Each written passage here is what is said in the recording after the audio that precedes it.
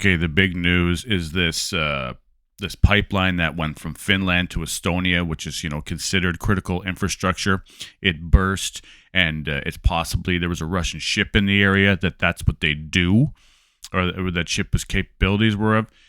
There's also what's happening in Kosovo, Albania, and we all know what's happening in Israel. But this is about the AWACS. Check this out. NATO steps up Baltic Sea patrols after subsea infrastructure damage. NATO and allies are stepping up patrols in the Baltic Sea following recent damage to undersea infrastructure in the region. The increased measures include additional surveillance and reconnaissance flights, including with maritime patrol aircraft, NATO AWACS planes and drones. A fleet of 4 NATO minehunters is also being dispatched to the area. We continue to monitor the situation closely, and we remain in close contact with our allies Estonia and Finland and our partner Sweden, said acting NATO spokesperson Dylan White. NATO will continue to adapt its maritime posture in the Baltic Sea and will take all necessary steps to keep allies safe. Since the Nord Stream sabotage in September 2022, NATO has enhanced patrols near critical undersea infrastructure and has promoted technological innovation, including with drones, to better detect any suspicious activity. Earlier this year, NATO created an undersea infrastructure coordination cell to deepen ties between governments, military, industry actors and NATO, and has since established the NATO Maritime Center for the Security of Critical Undersea Infrastructure within NATO's Maritime Command.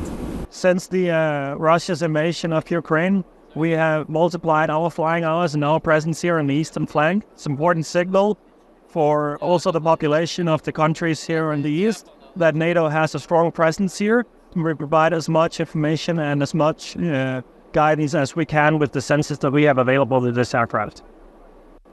The presence on the eastern flank is actually other countries basically they see we're not afraid of anything, and also to support the countries on the eastern flank, so they're not feeling actually alone, and therefore we're here. So they see, NATO is standing side by side us.